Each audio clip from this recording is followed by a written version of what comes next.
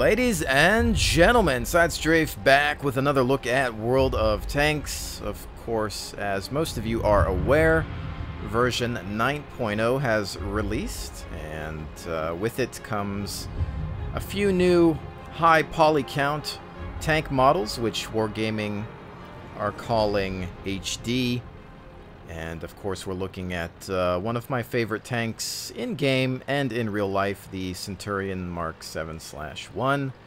And in this match, I was joined by Bombadil of No Guts, No Galaxy, and he was rolling out in his M103 American heavy tank, which has also had the HD treatment. Now, this first replay was, of course, just our way of showcasing some of the new HD tanks. And after this, we'll take a look at some historical matchups. Now, I want you to keep in mind that platooning doesn't currently work within this version of World of Tanks when you are playing historical battles. The best you can do is try to sync drop by perhaps counting down over voice comms and hitting the battle button at the same time. I can vouch for the success of that tactic in the Battle of the Bulge scenario if you're playing as the Americans. However, as Germans, or perhaps even Russians in some cases in some of the other battles, it might not work out for you, and you'll just have to test it. Also, keep in mind that as historical battles has just rolled out, not everyone is aware of its implementation, and I think that the queue times might be a little long in the beginning. Now, back on the topic of the HD tanks, I will admit I am actually quite impressed with how they're looking, and it's not just the fact that they're a higher poly count. That's one thing. Anybody can really do that.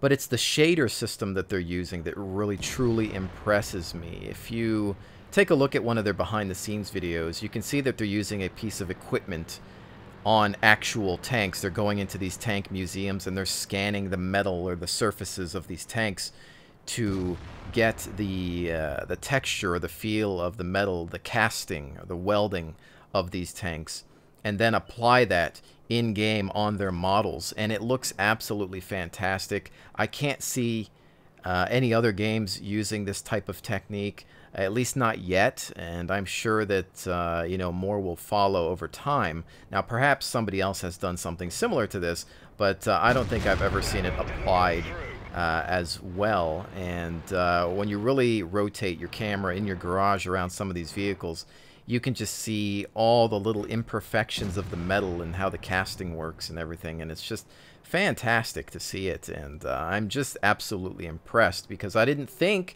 that this game was capable of looking any better, to be honest.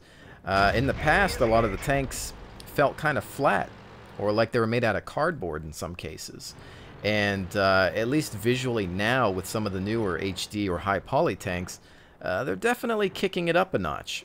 On top of all that, I believe the physics changes are something that we're all looking forward to, and starting out with a new suspension. Now, currently only the HD tank models have the improved suspension, which means that you'll actually see the road wheels bounce up and down properly as they hit different bumps or various levels of terrain. And it's really nice to see it. It might not be perfect in all aspects, but I'm sure it's something that Wargaming can tune over time. Maps are also under continued renovation, whether it's new lighting and shader techniques to completely rework the levels in regards to balance, as well as alternate maps, perhaps featuring different times of day or weather effects. Perhaps you're going from summer to winter in some cases. And I like that. I like that a developer goes back to something that thinks maybe a year down the line, you know what, this could be better. How can we fix it? How can we change it? Maybe let's add a sound effect over here. Let's change the lighting. Let's make a second version of this, but maybe it's snowing, and maybe in the future there's going to be a snowstorm, and that might affect visibility. Those are things that Wargaming has discussed, and I like that they go back to these things, that they go back to their tanks, that it's not just done.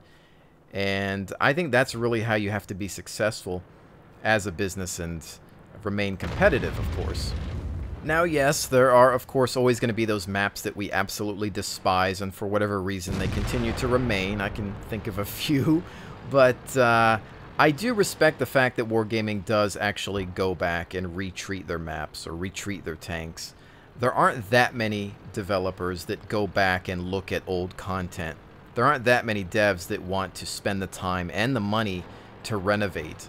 And I really do appreciate that. And the only other game I can think of that's gone back to old content to renovate or change something is probably a game like World of Warcraft with Cataclysm. Beyond that, it just doesn't happen that often, and whether you like wargaming or not, you do have to respect the fact that they have standards. Now this next matchup, I am actually on my own in a historical battle in my Su-85. Now this tank is of course not HD, but you can see the new shader effects applied to some of the old tank models as well, which does help out with how the metal actually looks. It's still a pretty nice technique that they've been able to apply there. Now I want you to pay attention to the fact that in this matchup the teams are actually even.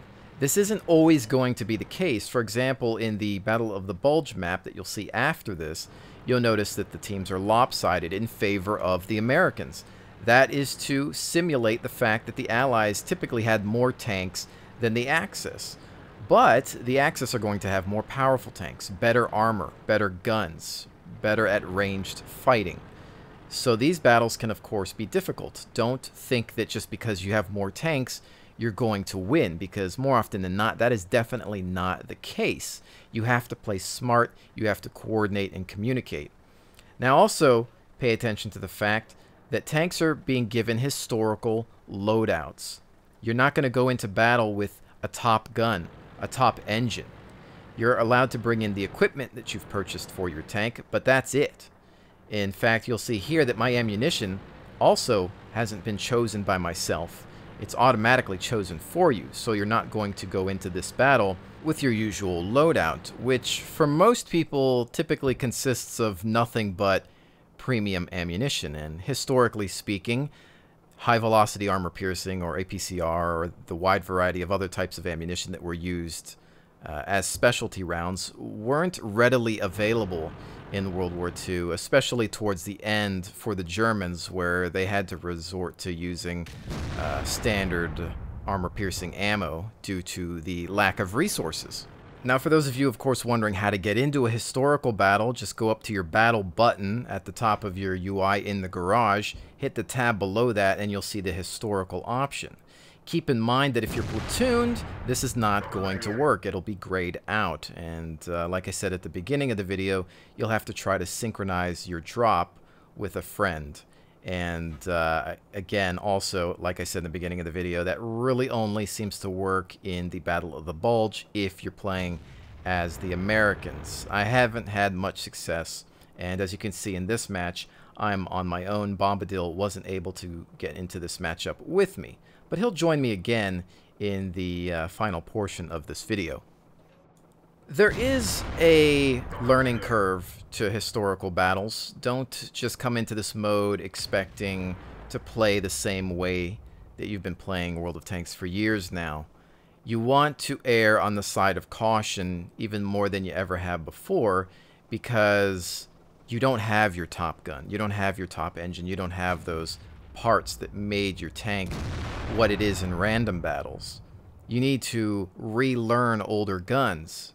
You might want to even take them into a training room with a friend and test things out again.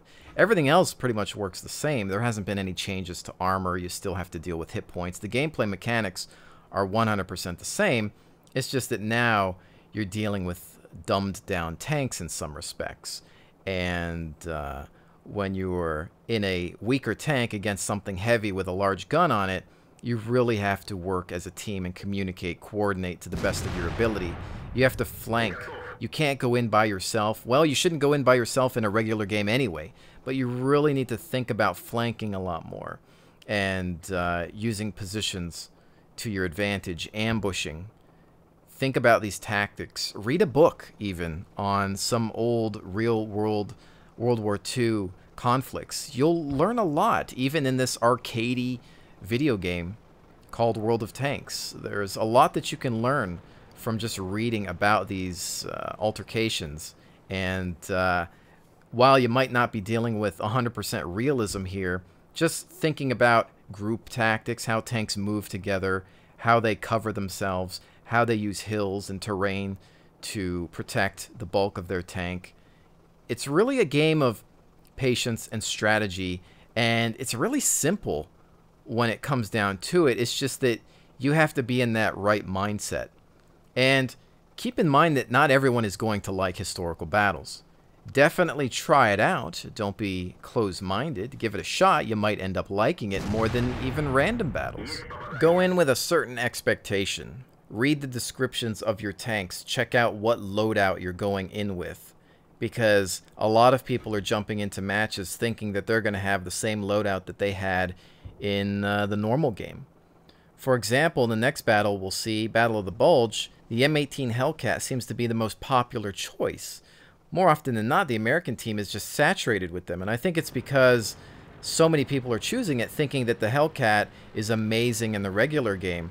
They love that 90mm gun and they love the speed, so they keep choosing it, not realizing that, oh, you've got your original turret, you're not as fast, and you've got the old 76mm gun that it historically had. Now, it's not horrible by any means, but don't go into a battle thinking that you're not going to have problems with that Tiger II that's out there. Because before he's done, he's probably taking 4 or 5 of your friends with him. Also, don't just blitz in like a maniac thinking that you're going to save the day with some crazy tactic that you use in the regular game. Because things are different in historical battles. You go in alone, you're just feeding the team. Especially when you're dealing with a team that's outnumbered, because psychologically they're thinking, oh, I'm threatened by a larger team. So what am I going to do? Well, I'm going to find somewhere to hide. I'm going to defend my flag. I'm going to get hull down, and I'm going to take these fools out from range and let them come to me. That's what's going to happen. So yes, is historical battles a little bit campier than most? Probably. And that might be the reason you don't play it. But you know what? For those of us that understand why those things happened, this is a dream come true. So get used to it. Read a book.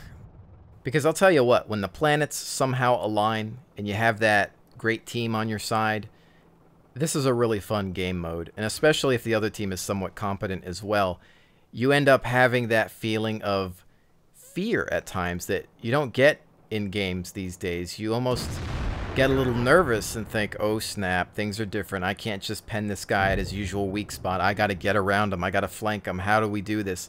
In fact, playing as some of the weaker allied tanks in the game is a lot more challenging than choosing some of the Axis armor. A Tiger tank in this game is now a Tiger tank. They actually do pose some sort of threat to you because of that armor and that gun. And so I like that. To me, that's cool. And as you can see, this battle wasn't necessarily going my way, but I still had a lot of fun. And now, of course, we'll finish things off with the Battle of the Bulge historical matchup. And this is the Americans versus the Germans. And just pay attention to the fact that I'm in an Easy 8 with its historical 76mm. You can see some Hellcats in the distance as well, with their original turret and gun. And no, the matchmaker isn't broken here. The teams are lopsided for a reason. The Americans are supposed to have more tanks. That's how this mode works. Historically, the Allies had more armor on the field than the Axis, especially late in the war. In some cases, the Americans were churning out well over 2,000 Sherman tanks a month in comparison to the 200 or so tanks that the Germans were manufacturing. And so this is built to resemble that time frame. Now, it's not always perfect. Sometimes the matchmaker has a tough time pairing appropriate tanks. More often than not, you will see the American side filled with tank destroyers, or sometimes the Germans won't be given a Tiger II, and it really just depends on what the players are choosing.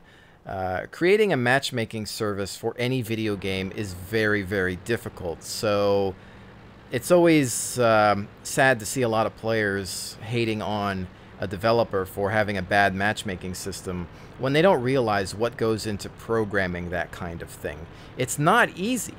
In fact, it's hard to find a game that does have a perfect matchmaker, and if it was easy, then you'd see a lot more titles excelling at it.